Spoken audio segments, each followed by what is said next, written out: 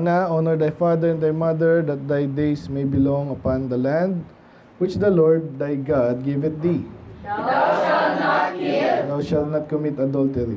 Thou shalt not steal. Thou shalt not bear false witness against thy neighbor.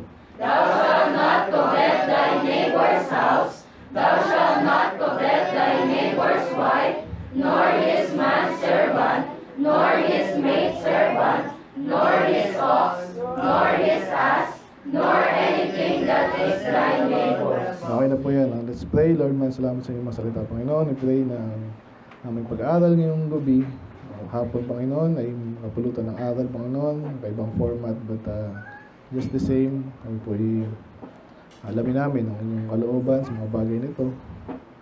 At matutunan, Panginoon, kung paano ito nalabanan ng kasinungalingan, turuan din at tulungan din ang iba na to do the same. So, now, Lord, kayo pala kayo manulating. In Jesus' name we pray. Amen. Ako na po. Nalay ko na ba dito? Okay. Good afternoon po sa lahat. So, kanina, discerning word. So, medyo may kinalaman pa rin, no? Pero, nakaibang format tayo ngayon. Preaching pa rin, pero ang dami kasing pwedeng aralin, no?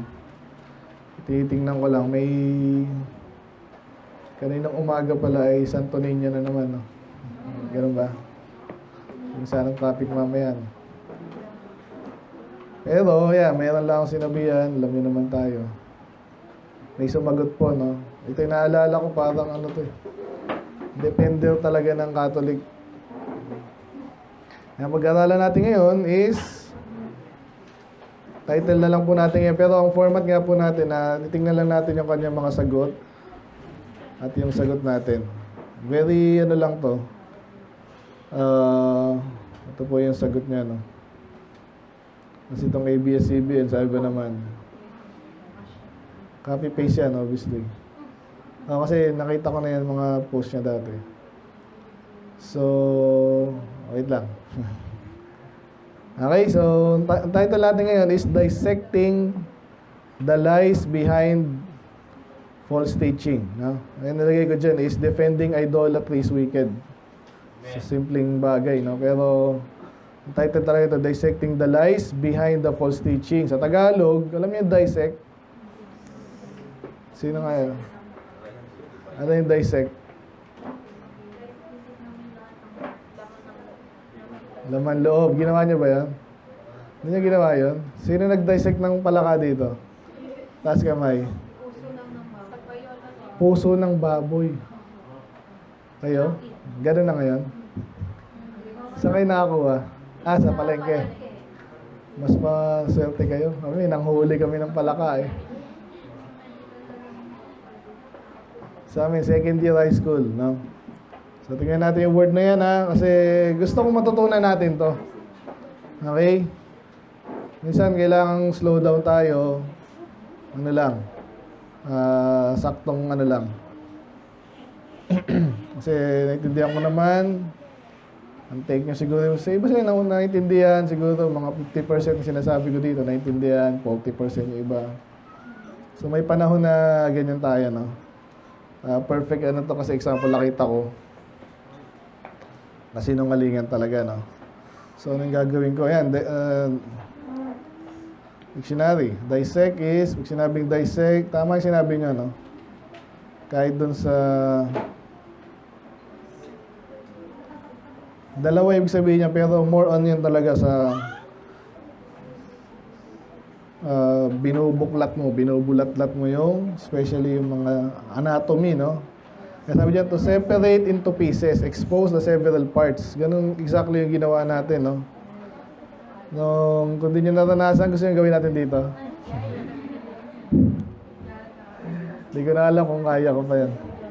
So, ginawa namin is, gusto mo, Jared? Kapag nakahuli ka ng malaki, gusto ko yung bullfrog. Dami sa inyo doon. Bullfrog talaga. Ayoko ng toad, Bullfrog talaga. Yung malaki, pero smooth yung skin. Huwag yung ano colorful. Huwag yung poisonous, brown. Hindi yung toad. Hindi toad.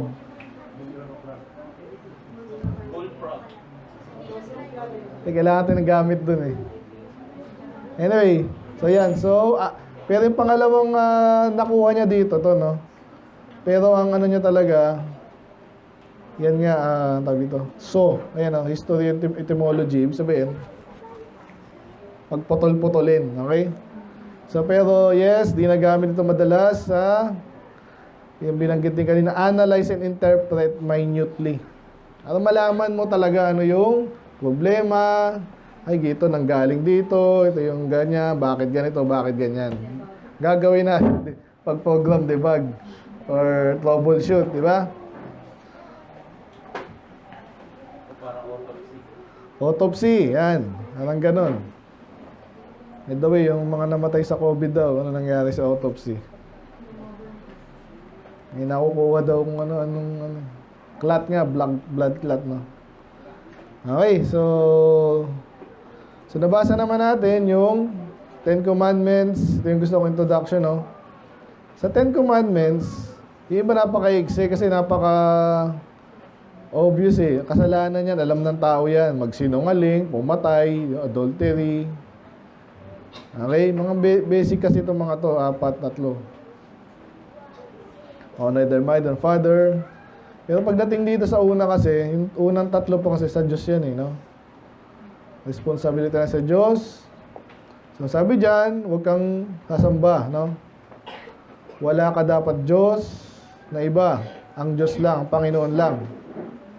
Sino maingay?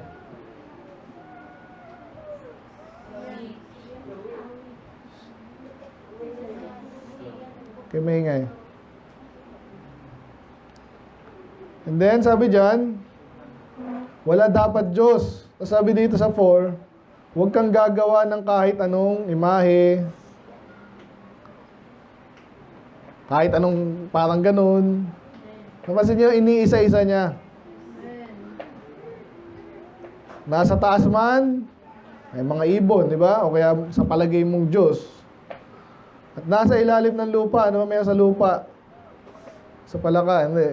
Earthworm, hindi lang yan. Sa kaloob-looban, pati ng tubig. So basically, kahit ano. And then, gusto paano pag model nga lang, model ng baka, ganun. Wala sanang problema doon. Pero kung obviously pinag-usapan dito kasi Diyos or Diyos-Diyosan, ito yung malalaman mong ginagawa nilang Diyos or Diyos-Diyosan kasi sila ay papatira pa. Sinasamba, yun naman ang basic ng samba. Tingnan na natin samba. Paano masabi sinasamba mo? O hindi naman eh. Worship. Alam na natin lahat ito, no? Sinabing worship, to honor or to show reverence. Ginagalang mo. No? May takot ka sa kanya. Di ba? Huwag niyong gagalitin si ganyan. Di ba? Ganyan pag may takot ka eh. Respect. Honor, devotion. O yan, devotion. Sige nga. Deboto. Anong sabihin ng deboto? Laging siya. Pray ka ng pray. Mahal na poon. Ano man yan. Di ba? Hindi mo sinasamba eh. Dadasal ka sa kanya. Importante ito mamaya, no? Kasi ayokong magkaroon ng kahit anong doubt. Kasi yung kasinungalingan nakita yung maliit na post lang yun, pero binabasa ko yung puro ka-demonyo yan. Totoo lang. Mamaya, basahin natin, dadissect nga natin eh. Ayun, so yung pag sinasamba, pag nagpapatira pa ka dyan, hindi mo ginagalit o sa palagay mo ganun, o magandang salita yung binabanggit mo sa kanya, di ba? At hindi lang para sa tao. Di ba? Yung medyo mataas. Yung paggalang mo kung kanino man yan, Diyos mo yun. Kaya sabi diyan, huwag kang babaw, huwag mo paglilingkuran. Pwede yung paglingkuran ba yung ano? O di ba, pinapakain nga nila, magluluto, tapos iaalay doon. Ako mismo, nabihin ko na sa inyo nung kasi Catholic tayo dati, no? So, nag-struggle din ako dito. Talagang Kahit malinaw na, minsan kahit malinaw na, ay, parang ayaw mong i-give up eh. Hindi naman ako sinasamba yun eh. Yung tanong sa akin ng isang Catholic na gano'n, ikaw ba Catholic ka pala dati, sinamba mo ba yun? Sinamba mo ba yun? Magandang point yun eh. Oo, kasi hindi ko nga sinamba, pero nga nagbabaw tayo, pinapaganon tayo, tapos pinapaluhod pa kami, tapos matataas yung ano. Masasabi mo bang hindi mo sinamba yun? Ay, napilitan naman ako. Ganun, lahat naman ng bagay, ginagaya-gaya, di ba, mga bata? Diyan na nag-uumpisa, gagaya ka muna. Tapos later, pag nasanay ka ng ginagalang mo isang bagay, gagawin mo na rin yun. So, itong pag-aaral natin, napaka-nasanan nito, no? Para hindi kayo magkaroon ng doubt sa ating ginagawa dito, hindi tayo naninira lang. So, tapos sinabi ba pa dyan, huwag niyo paglilingkuran kasi ako ay jealous God. So, ulitin ko po itong jealous na word, sa ibang context, ginagawang mali na iba yan. Siloso ka naman eh. Kunwari ako, si Ma'am Mea, may kinakausap na lalaki na sweet silang ganon. Tama ba magselos ako? O, syempre, asawa ko yun eh. Normal yun. Never nyo sasabihin na, huwag kang siloso, ha? Sa Amerika lalo po, ganun, talagang pinush nila yung boundary. Kasi nagbebeso-beso na, nakita nga pala may kumari ng ganyan kami lang. Hindi pwede yun. Hindi dapat yun. Ang Diyos, siya lang ang Diyos, siya lang dapat sinasamba. Pag may iba kang sinasamba, siyempre galit siya. Normal yun. I am a jealous God, visiting the iniquity of the fathers upon the children of the third and fourth generation of them that hate me. So medyo yung tatay mo, lolo mo, puro kalokohan, idolatry ginawa, galit siya ang Diyos sa'yo. Akala ko ba hindi kasalanan ng ano? Pero ibig sabihin ng apektado ka. Okay, nilinaw naman yun sa Ezekiel, ang kasalanan ng tao, ng tatay, hindi kasalanan ng anak. Ang kasalanan ng anak, hindi kasalanan ng tao. Tatay. Pero apektado ka, kaya nga visiting eh. May ginawa yung lolo mo, talaga naman yung bahay nyo, talagang pinaukitan, parang hindi ito, no? Semento yun, di basta-basta matanggal yun eh. Siyempre, pag bumisita si apo, si tito, si tita, lahat andyan, operan, maapektuhan sila. Maluloko rin sila na, may idolatry na yan. Kaya gano'n na sinasabi ng Diyos dito, galit ako dyan, pati mga apo nyo, apo sila sa tuhod, apektado sila. Pero may kabaliktaran, of course, mercy naman siya, may mercy naman siya. So, yun na po yung medyo context ng ating, again, 10 Commandments po, pero ano to, sabi nga nila, comprehensive na to eh. Nabanggit natin last time, di ba?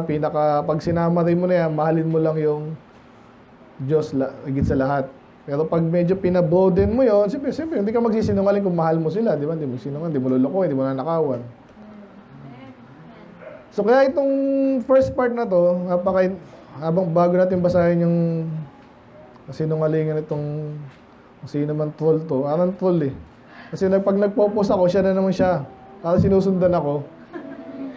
Tapos copy-paste lang naman. May mga ganun po ewan ko binabayaran itong mga to or talagang, ha? Naka-follow ba? Kita nyo na. Ayan, sige. So, yun ang gagawin natin ngayon ha. So, ano yung nabasa na natin yung mga malinaw na verse at yung mga definition na dapat natin malinaw. So, ito po yung, so nag-post lang si ABS-CBN. Alam mo si ABS-CBN, masyadong maka-Diyos, di ba? Naniwala ba kayo? Sabi ko lang, anong panalangin nyo kay Senior, sino yan? Yung maliit daw na Diyos. Santo Niño. Talagang magaling mag-engage to eh, no? Ang daming uto-uto, sabi. Ang aking pong kalusugan, panalangin nyo.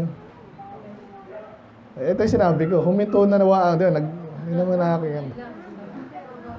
Wala na sanang idolatry sa Pilipinas, okay. Ito yung sagot nitong troll, no? Kung nakikita nyo po yung kanyang picture, siya ay ano. Hindi, si long hair Jesus daw yan. Okay. Isa-isa natin, ha? Again, para ito wala kayong doubt na nasa tamang position kayo. Amen? Tayo. Or ako. Kasi kayo, nasa inyo kung mapalo kayo eh. Ito sabi niya. Ang uri ng mga ribulto, imahen o larawang inanyuan na ipinagbabawal ng Diyos sa nakasad sa Biblia, Old Testament, Exodus. Hindi sinulat to, kinopy-paste to, no? Ay yung tinatawag ng mga Diyos-Diyosan. Anong unang kasinungalingan doon? Ganito. Okay, ina-isolate nyo yung i-watch out nyo yung mga ganito at alam nyo kung paano to i-deal, no?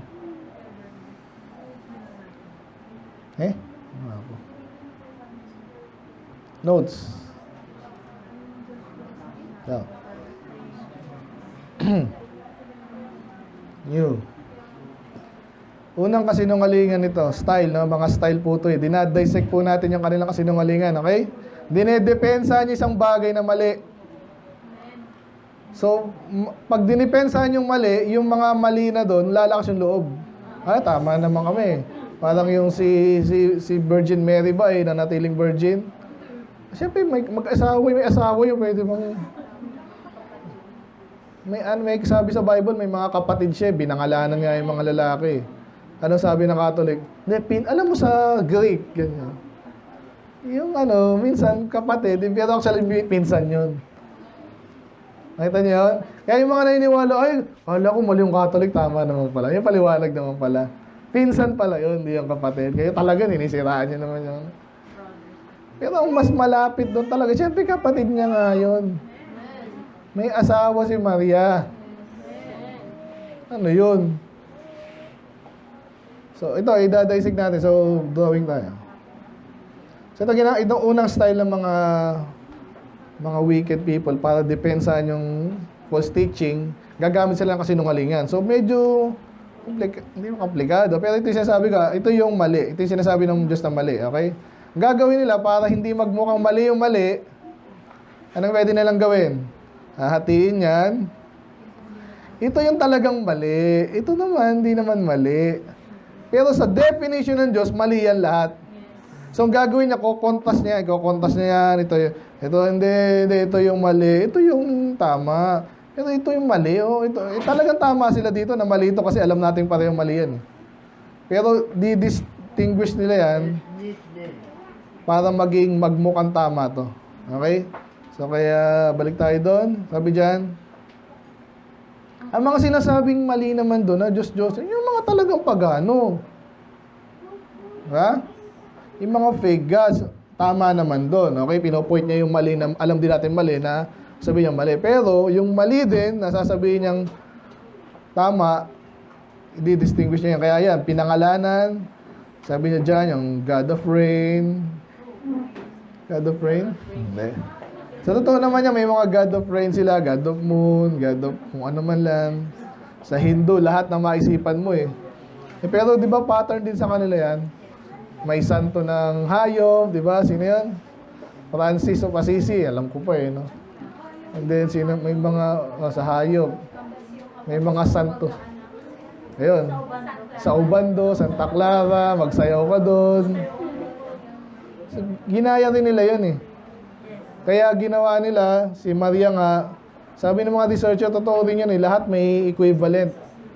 Si Mary, Jesus na Virgin Mary, may ginayang Diyos-Diyosan yun. Ganon din yung mga saints, ayun yung mga minor gods. Ganon yan eh.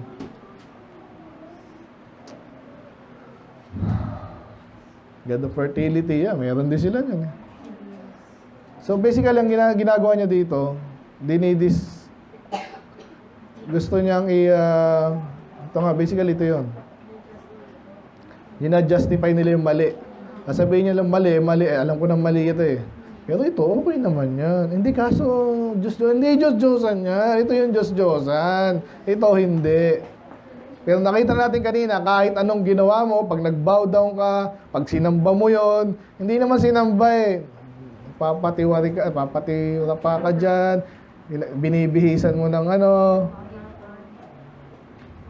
nilalagay sa frame, tinataas, pinaparada,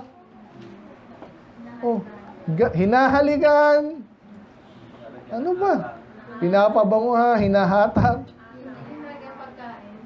atang, Yun, so basically, kung ano ginagawa sa Diyos-Diyosan, pero ang point niya dito, hindi naman kami ganyan kasi pinangalanan pa eh. Oh. Yan, so make difference niya yung sa Diyos-Diyosan tsaka yung totoong Diyos. Na later sasabihin niya, yan sa dito, isang totoong Diyos, Yahweh, na kinikilala at sinasamba lang ni Moses, ang dapat sambahin ng mga Israelita, siya lang, wala nang iba. So may tama, di ba? Kasi later kakabig siya dyan, no? Ayaw ng Diyos na gumawa sila ng Diyos-Diyosan. O, tama naman. Okay? So, basically, they're giving us a bone. Ibig sabihin, sinasabi niya yung tama naman talaga. Sinasabi niyang mali yung mali. Which is, tama siya doon. Kasi mali talaga.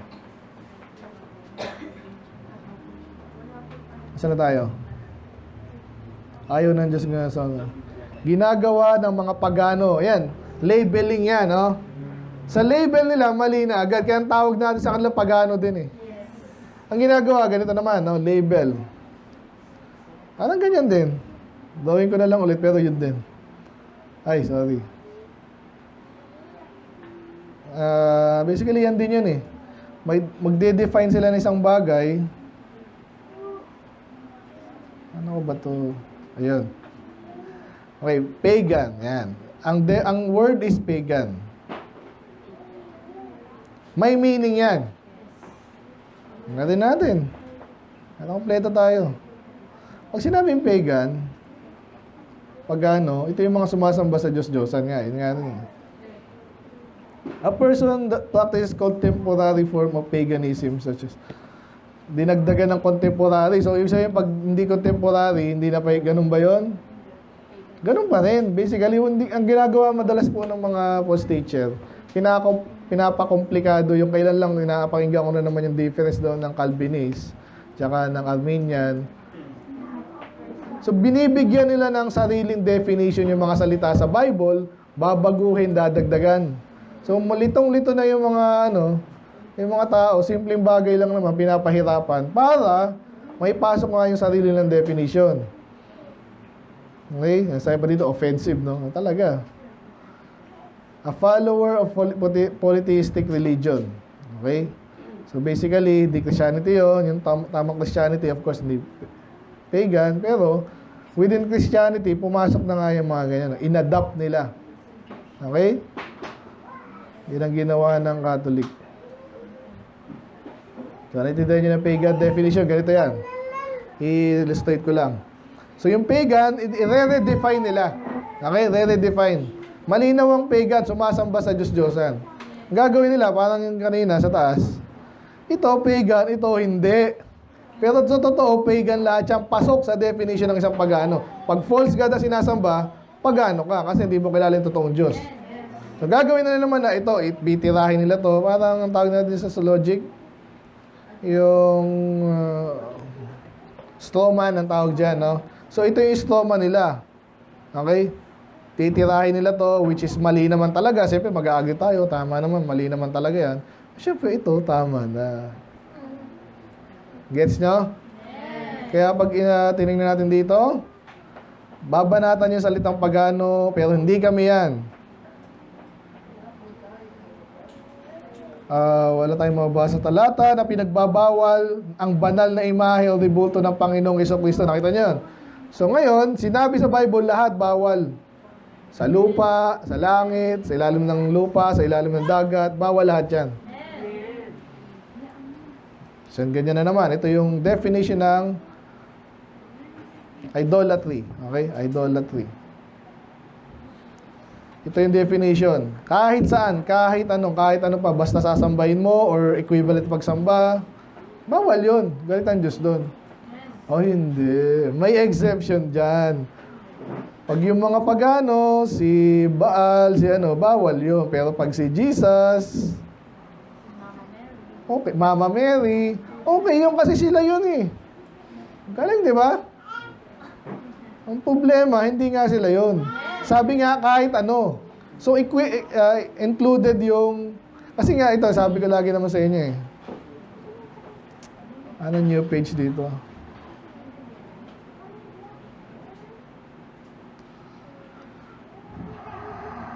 Ayun. Ayun. Marunong gumamit no? So basically, yun na yung style, no? Dinifferentiate nila yung totoong Diyos sa maling Diyos. Tama sana yun. Kasi yung sumama doon sa definition ng totoong Diyos nila, si Jesus na hindi actually si Jesus. Yeah? Madalas alam natin yan kasi yung Jesus nila long hair. Very, very clear supposedly. Sabi sa Corinthians, 1 Corinthians 11, ang lalaki nakakahiya pag mahaba buhok. Style ko lang naman yan eh. Hindi, yun ang sabi ng Bible. Even nature itself. Kaya huwag na kayong mag-isip na huwag kasi kayo manood ng mga Korea, ng mga long hair ngayon. Lahat na ngayon eh, Amerikano. Hindi bagay.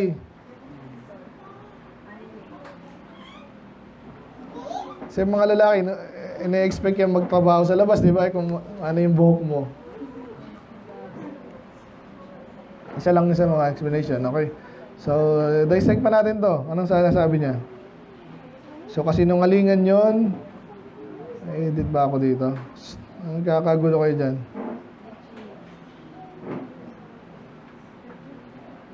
Liliit na siya. Hindi mali. So, yun yung kasinungalingan doon pumasok.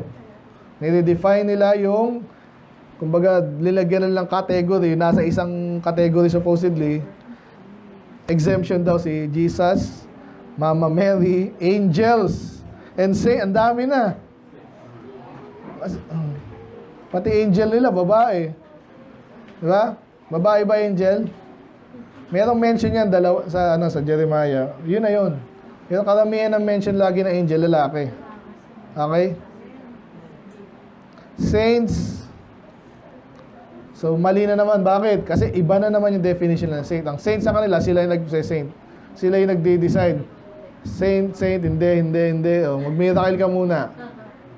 Yung process ng pag-aaral ng miracle, kasi nungalingan. Di ba?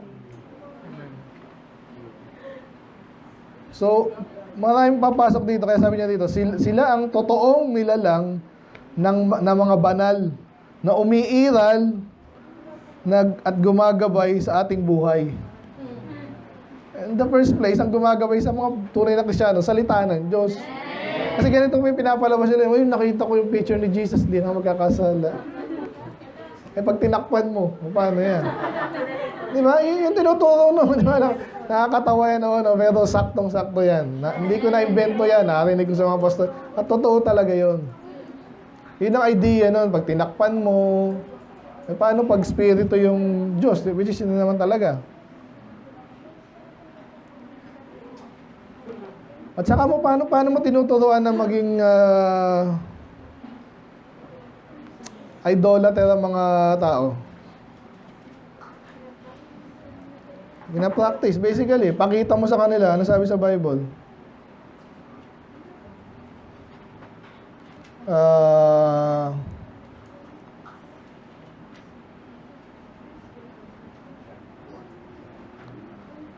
Ay basa, ready, and delay. Yan, 6:22, ready, go. Understanding is a wellspring of life, unto him that hath it, but the instruction of fools is folly. Paano tayo nagtuturo dito? Nakita niyo kung paano nagtuturo, di ba? Ito yung nalaman ko, papakita ko sa inyo, explain ko, ganyan, ito yung text. Ganun ang totoong instruction kahit saan, kahit sa basically sa dito. Yung carnal, pero science, kunwari, yung basically spiritually neutral, di ba? Math, di ba? Logic. Ganun yun, meron kang text, dito nang galing, papaliwanag mo. Ganun naman eh. Kasi sabi dito, understanding is a wellspring of life unto him that hath it. Pag meron ka, kaya mo explain yan. Doon nalalaman kung sino may alam talaga eh. Depende sa topic din ha, walang lahat alam eh. Pero paano may tuturo yung kasinungalingan? Paano may tuturo nung magnakaw? Paano may tuturo yun? Walang instruction nun. Ganito nga pala magnakaw. Hindi. Lagi yung patago. Laging pabulong. Ganun lagi yan. Eh sabi daw, but the instruction of fools is folly. Pakita mo sa kanya kalokohan mo, ganun pala yun. Ganun din ang idolatry. Kaya, sabi yun? Paano naman, wala naman nagtuturo ng maging idol. Paano nga sila natuto? O, pakibasa sa Habakkuk 2:18. What profited the graven image that the maker thereof had graven it, the molten image and the picture of lies, that the maker of this work trusted therein to make dumb idols. Ang daming sinabi niya doon, no? Dahil katotohanan dyan. Pero yung point ko lang dito, alam natin walang kwenta yan eh. Eh, ba't nga may gumagawa pa rin? Yan, ganito. Yung mismong paano nga sila ni-instruct na maging idolater, yun, gagawa sila, tapos sasambahin nila, walang explanation doon. Pag nakikita ng mga bata na hindi na nag-iisip, at yung mga ayaw rin sa tunay na Diyos, di ba? Ayun, dali lang pala sumamba sa Diyos, ganun-ganun lang, unawaring ganyan. Tapos takpan mo na, pag ayaw mo na, di ba? Pakainin mo nang kung malit na natutuwa na daw pala ang Diyos doon. Puro kalokohan eh. So, ganun nila ini-stock yung ibang tao na mag-idol. Sabi katulad yan, ipaparada mo, di ba? Yung mga hindi na nag-isip doon kasi hindi ligtas. Kaya mamaya, yung idolater talaga to eh. O yan, daming dumalo. Sa daming dumalo. Ako rin kaya. Hindi mo pwedeng di maiisip yun.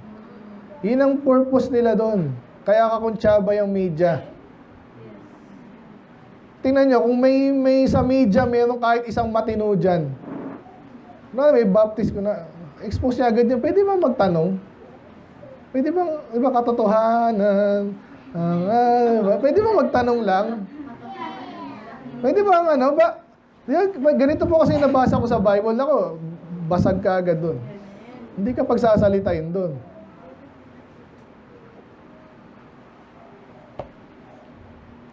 Tuloy natin.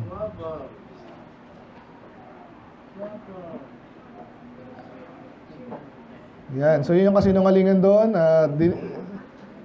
Categorize, yung definition ng mga salita ay binabago, binabawasan, hinahati sa hindi dapat hatiin.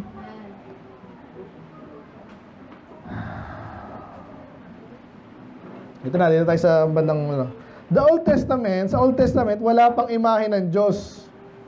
Wala naman talaga kasi wala talaga. So magre-redefine na naman siya dito, no? At ang karamihan sumasamba sa Diyos-Diyosan. Okay. Sa New Testament, may imahe na talaga. Nasaan sa Bible? Wala. Wala pong ganyan. Kaya yung Catholic, 300 plus years na yan eh. Para sila ay nagkaroon ng mga Diyos-Diyosan. Kasi malinaw yan, walang matitirang ganyan. Malinaw sa mga Hudyo pa lang, galit ang Diyos doon. After sila ma-exile, at least naintindihan na nila. Nawala sa mga Hudyo yan, in a way at least yung physical. Okay, dito pala to, no? Nawala po sa mga Hudyo yun. Nawala. Yung aral na yun, talagang natutunan nila yun. Kaya nung panahon ng Christianity, lalo yung mga Christian, kasi lalong mas stricto mga to. Diba?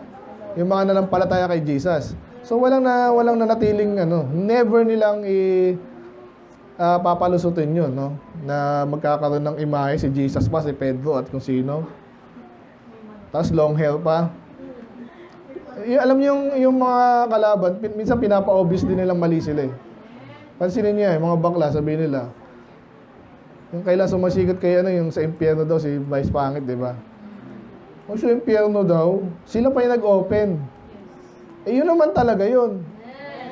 Tapos yung mga parada nila, yung mga nababasa ko lang kasi ito yung mga di ba yung sa Olympics, di ba? Puro kademonyohan, hindi nila tinatago eh. Tapos yung sinasabi nila na harmless naman kami mga bakla eh. Nag-compose sila ng kanta. Pinablish nila. Sabi nung kanta nila, yung mga anak nyo, yayariin namin yan. Ganun basically yung So, hindi nila tinatago kasi yun talaga sila eh. So, ito mga idolater, ganun din to. Tingnan nyo. Hindi nila maalis yung imahe. Ang gagawin nila, yung term na ano na naman, no, yung anong term yun, yung gaslight, no? So, parang gagawin nila, para malito ka, iibahin nila yung mga definition na nalalaman natin. Parang gano'n na naman, yung lalaki at babae daw. Di ba? Paano mo nalamang lalaki? Hindi yan nanganganak. Pag babae, nanganganak yan. Ganon ka din, simple. Ganon kasi aso, ganon yung baboy, ganon. Malinaw yun. Pero paano mo nila papalusutan yan? Babaguhin nila yung definition ng babae. Pag babae, pag feeling niya babae siya, ha? Eh, paano yung feeling pusa? Pusa siya, ganon. So minumove nila yung goalpost, yung sa mga term din, no? Okay, move on tayo sa next. Ayan, so si Jesus daw, yun siya yung totoong tagapagligtas. Hindi naman sila ligtas. Another thing, no? May hypocrisy doon. Paano mo siya nakilala tagapagligtas kung hindi ka ligtas? Sige nga, wala sila yung naniwala ka lang sa sabi-sabi. Hindi totoo sa iyo yung definition na yun. Another thing yan, no? Nawala. Hindi reklamo. Kalaban. Nangyari. Okay na. Kaya malinaw na yung mata nyo, no? Oo nga, no? Linaw pala, eh. So, ang Panginoong Yesus ay sinasamban natin. Nakita nyo na naman yon. So, sinong tayo? Isa sa mga po ng Catholic, no? The Church. The Church. Kaya nasa utak nila, church nila, or yung, basta Kristiyano daw. Ingat kayo doon. Okay? Anyway, doon na tayo. Uulitin ko po, ganun pa eh, no? Uulitin ko po base sa Biblia, mga Diyos-Diyosan, false God, ang pinagbawal ng Diyos. Hindi pinagbawal daw kesyo si Jesus. Hindi, lahat bawal. Okay? May period pa. Klaro po yan, ha? Mga ganun style. Kahit hindi klaro, klaro. Ang ginagawa po nila, ang obviously, ang madadala dito, yung mga walang alam. Okay? Or konti lang alam.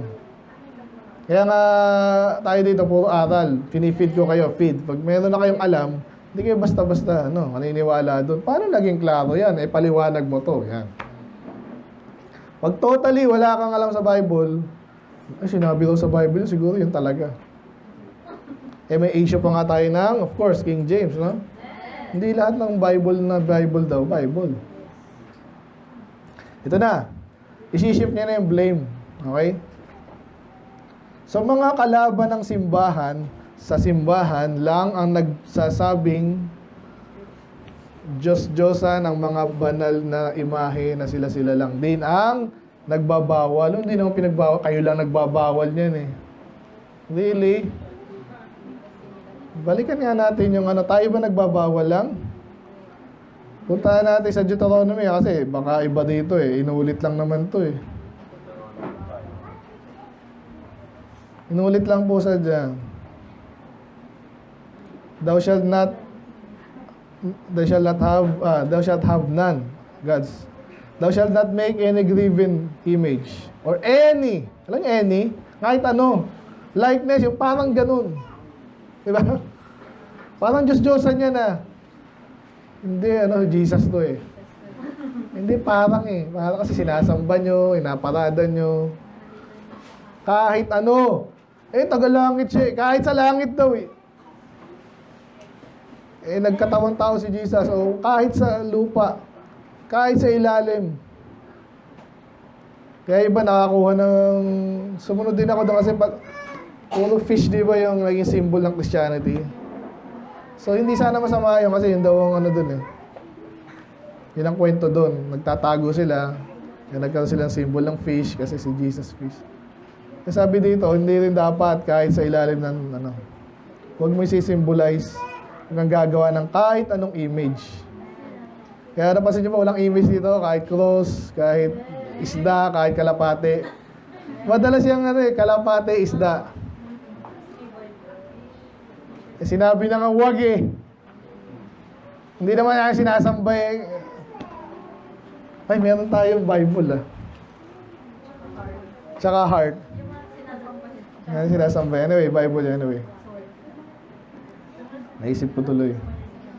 So, napansin nyo, pareho kasi nga repetition lang naman yung Deuteronomy ng Exodus.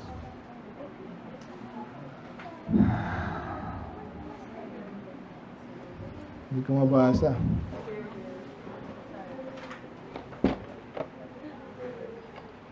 Yung salamin ko dito.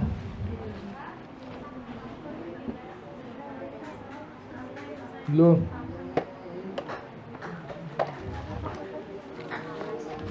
Wala yung salamin ko. Umiram. Saan tayo? Simbahan ng Diyos yan. Sumasamba sa Ama, ay sumasamba sa Kanya, Espiritu ng katotohanan. Ito, nakakatawa to. Ang dapat lang sambahin daw ng Espiritu at katotohanan, sino? Katatapos lang natin nung Thursday, di ba? Sabi doon, God is Spirit and they that worship Him must worship Him in spirit and in truth. So, paano niya tatanggihan yun, di ba? Ganun na naman, hahatiin na naman, so dapat hindi hatiin. Ang Ama lang dapat yun. Tama naman. Pero ang Ama sa langit ay tinutukoy, hindi si Jesus. Sabi ni Jesus sa isang Samaritana, ang mga tunay na sumasamba sa Ama, yan. So basically, sabi niya dito, si Jesus, hindi dapat sinasamba sa katotohanan. Tingnan nyo, ayan, no? Wala pong sinabi si Jesus dito sa bandang baba, na walang sinabi si Jesus na siya mismo ay Espiritu. O tama naman. Pero nagkakaisa nga sila ng Ama eh. Kaya ang Diyos, Holy Spirit, diba? Trinity, Holy Trinity. Father, Son, Holy Spirit. Pwede ba sambahin sila na magkaiwalay? Pwede. Yung isa, Holy Spirit lang. Hindi na Diyos yun. Ang tunay na Diyos, Trinity nga. So, gano'ng hinihiwalay nila si Jesus, parang kulang na lang dito. Hindi nila sambahin si Jesus. Hindi pwede, pero hindi sa katotohanan ng Spirito kasi hindi siya Spirito. Anong ginawa niyo ngayon sa passage na to? Diba? Tinanggal mo si Jesus doon. Sila nagsasabi niyan. Mga kalaban ng na naman, mga kalaban na yan, sila nagsasabi niyan. Pansinin niyo yung mga kulto, laging ganun. Yung mga Mormon, paano nila pinalulusutan yung ganun? Yung mga maling nila. Sasabihin lagi nila, paninira lang yan eh. Pag may paninira lang yan eh, kailangan mo sagutin yung bagay na binabato sa'yo. Kasi kung katotohanan yung sinabi sa'yo, wala ka dapat dyan. Nakita niyo yun? Pero ito pa ulit-ulit, kanina pa, hindi, sinisiraan lang yung simbahan eh. Ayaw pang sabihin Catholic, pero later sabihin niya.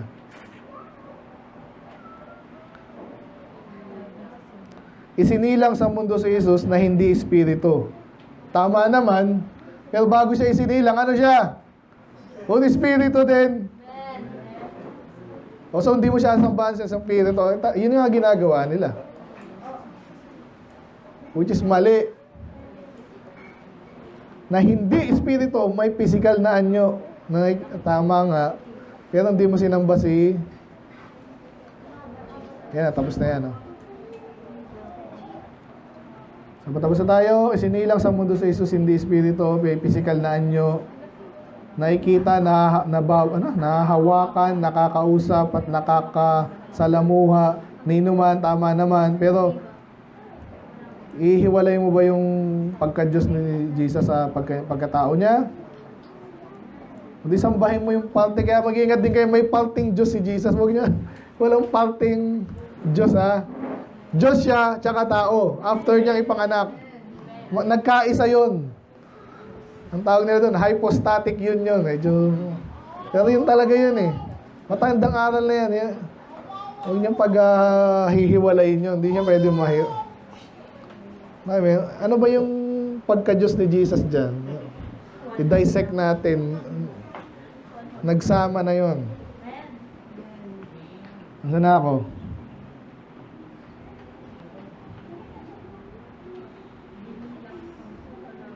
So medyo ko ulit, illustrate ko.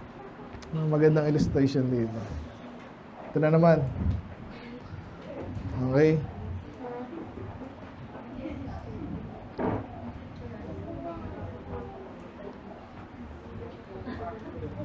Magandang illustration dito.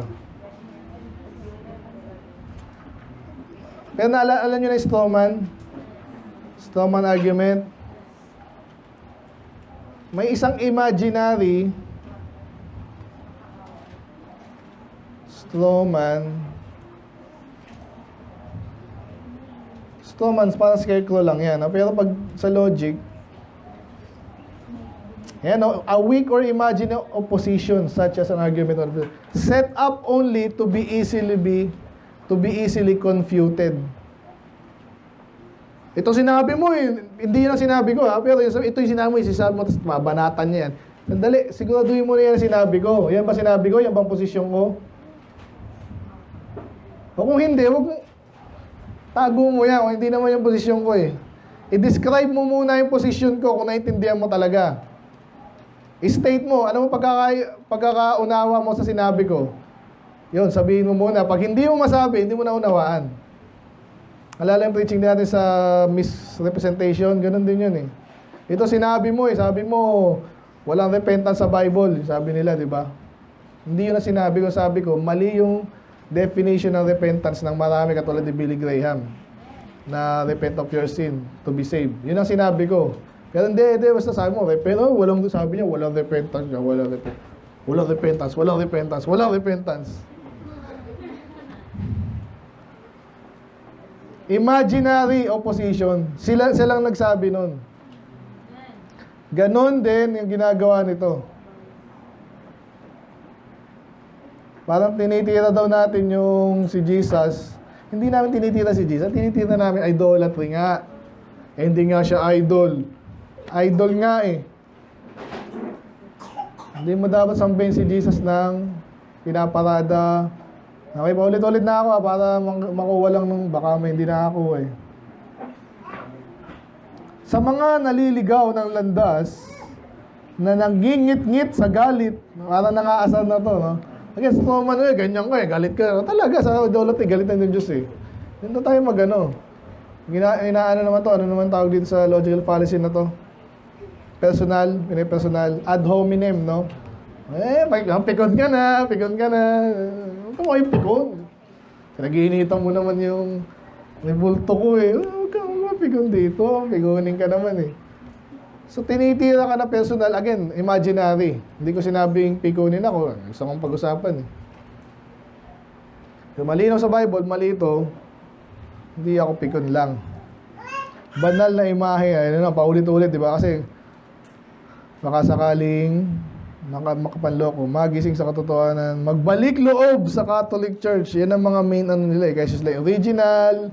Magbalik na kayo dito kayo, no? Para kayo mga protest ng protest eh. Hindi naman tayo protestante, no? Okay, tapos na yan. Tapos meron, God bless us. Mga ganun pa eh, no? Kasi yung mga... Kaya ako, hindi ko ginagaya itong mga to eh. Kaya yung bang baptist may isang ganyan. Titira, tapos, God bless you. Thanks be to God. Sinong God? Amen. Tapos biglang, Viva Poong Nazareno. Viva kung ano man yan. Naalala ko tuloy yung Ephesians, di ba? Ano sabi nila? Nung kinakalaban sila ni Paul, at si Paul ay nagtuturo ng katotohanan, of course, masasagasaan yung idolatry. Okay? Acts 19, yan. So sila ay gumagawa ng rebulto. Yun ang business nila. Gagawa ko nito, bebenta ko, kita. Gagawa ulit ako nito, kita. No? Hindi sinabi yung masama ang Teddy Bear, ha?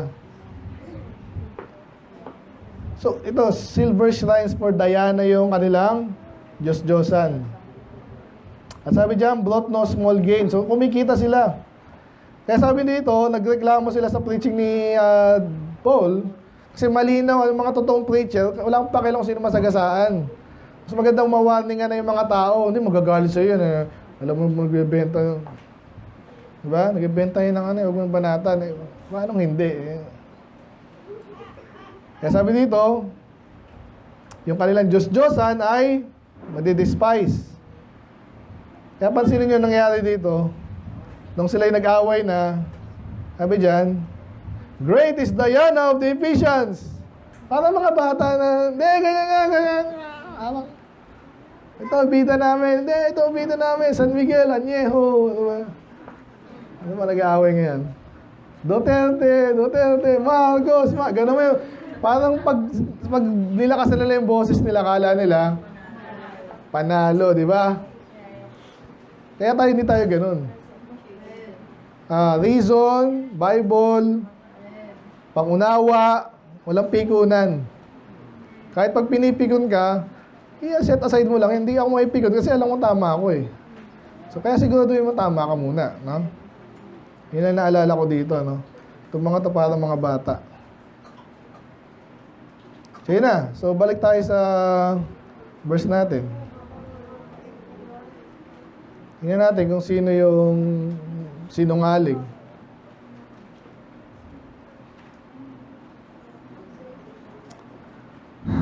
Doon tayo sa isang verse na gusto ko, no? Leviticus. Inulit lang yun eh. Tingnan mo natin sa 29 ng Deuteronomy. Kung kayo nagbabasa ng Bible, alam nyo to. Inaano ko lang para malinaw pa sa iba, duda, nakalusot, hindi nakinig. As you have seen their abomination, ito po yung tinutukoy yung mga pagano na, literal na pagano, later mapatay nila, diba? Pinapatay ng Diyos sa kanya. So you have seen their abomination. Nakita nyo na yung mga pinagawa nila. Galit ang Diyos doon. And their idols. Pinagtabi, abomination, idol. Idol, abomination, nakakadiri, ayaw ng Diyos yan. Kasi baka sabihin nyo, baka idea lang ata yung mga idols na yan eh. Hindi, sabi niya, wood, stone, silver, and gold. So, hindi, walang duda ng tinutukoy niya dito, literal na physical na pinaggagawa nila, inuukit, di ba? Ang wood, inuukit, ang stone, inuukit din ang silver, tsaka gold, hinuhulma. Okay?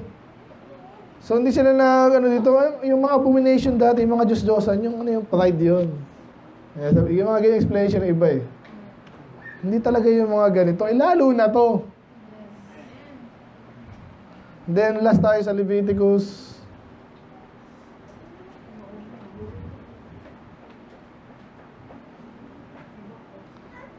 The Lord spake, Tama. 26. And ye shall make no idols, nor. Ano sabihin ng nor? Ano no pala? No, wala.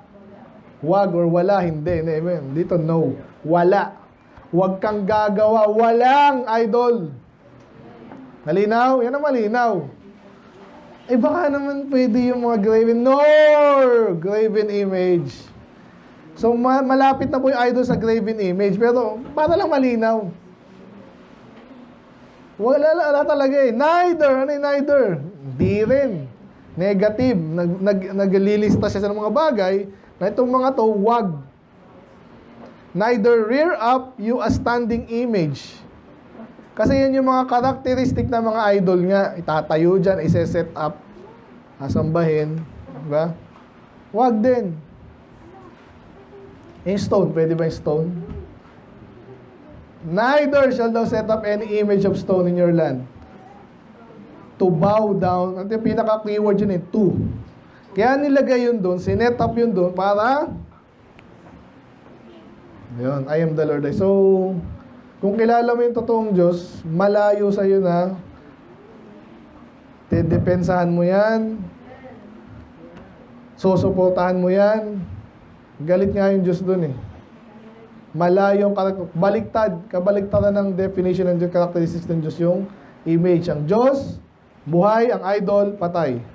Ang Diyos makapangyarihan na idol, walang magagawa. Ang Diyos ay mabuti, ang idol, hindi mo walang mabuti kasi wala eh.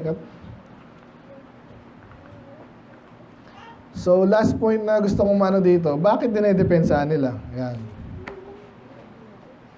Ikaw ba, ba't di mo dinedepensahan yung mga, balik tayo doon sa Diana, no? Ba't dinedepensahan daw? Binanggit doon, di ba? Kasi, Sila mismo hindi naman naniniwala dun eh. Sa kalaliman, hindi sila naniniwala dun. Pero dun sila kumikita. At marami po dyan na sa palagay nyo, bilib na bilib talaga tong mga ngayon, ang uso Spider-Man eh. Ay, manood na Spider-Man. Maganda siguro yun, lakas na yun, no? Kakaiba yung kwento, no? Ano rin natin. Yung mga gumagawa ng mga sa palagay nyo, idol talaga nila yun. Sa palagay nyo lang. Hindi ko siya itong mga itong daling lokohin, no? Babayad na naman yung mga yan. Manonood sila ng ginawa natin na kunwari, may malakas. Hindi sila iniwala doon, pero doon sila kumikita, and therefore, excited. Panoorin nyo ito, napaka-exciting talaga. No? Ganon na ganon. Yung mga false teacher. O tayo, ba't mong excited ka mag-preach ng katotohanan? Siyempre! May ano tayo dito una, natutuwa ang Diyos. Makapalakas kayo, soul winning tayo. Maraming magandang bagay na nagawa. Pag katotohanan pinag-usapan, talaga excited ako dyan. Ay, gusto kumikita ka rin eh. Oo, pero, diba? Hello.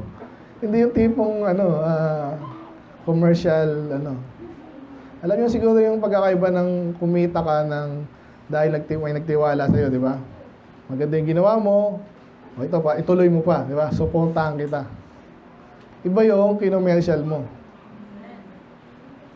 Pera-pera lang. Malaking pagkakaiba nun. Doon minsan ang hirap explain minsan sa baguhan. Ayun na. So, na-dissect ba natin? Nakita nyo yung mali, ito yung tama, ito yung may parang tama. Ganyan.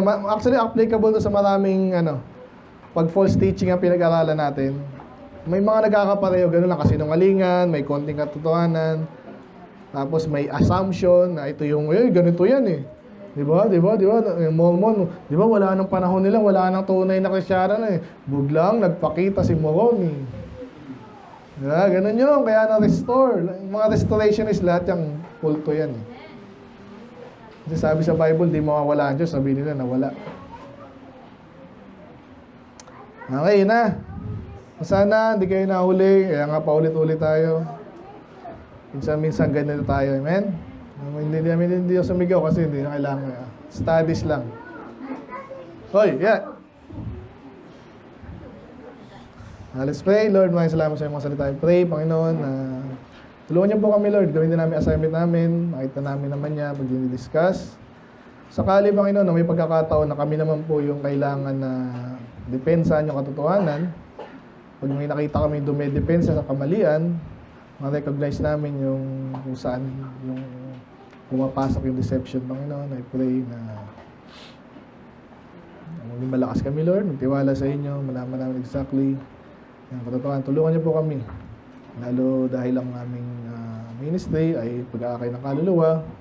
Hindi madali. Pero involved talaga, Lord, ang utak, puso, Panginoon, tapang, pag-ibig, compassion, Panginoon, pag-aaral, experience din. Influensya, nawa kami ng mga pure sources ng inyong katotohanan. Salamat din minsan itong mga Catholic. Iba din talaga na-deceive. Yung iba, sincere naman. Kaso, sincerely wrong. I pray na tulungan namin sila, Lord, yung mga maging honest enough din para recognize pag mali talaga, kitang-kitang mali.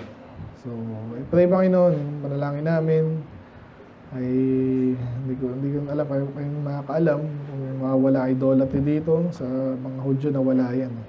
But after they are punished, Panginoon, na gusto, doon nag-shift din sa ibang klase na idolatry. So I pray as much as possible, Panginoon, yung mga especially na-touch namin, mga taong masyaran, ay mag-break sila dito sa yung idolatry, yung mga false teaching, mga panluloko, Panginoon. Ganoon din kami, Panginoon, kung meron pa kaming somewhat idolatry, mga ibang form naman, Panginoon, patawarin niyo, Lord, kami. Maintindihan namin ito yung maling-mali sa inyo. Mag-focus kami kung sino talaga kayo. Kayo buhay, matalino, mabuti. Yun ang i-emulate namin, Panginoon. Salamat po Lord, kayo po mag-iingat muli sa isang linggo na naman. Wala ng aming anniversary, mga speaker namin na bigyan ng biyaya, talino, nakalakasan Panginoon, mas Father especially, bigyan siya ng biyaya at kalakasan, maging pagpapala siya sa amin, hindi kami sa Kanya. Mga chapter, mahalin namin yung salita ni Lord. To the end, to the point na kami po magtiyaga Panginoon, bigay ng laan ng oras sa inyo pabagay. Lalo Lord, kayo malulati at mag-iingat sa bawat isa, kayo malulati. In Jesus' name we pray. Amen.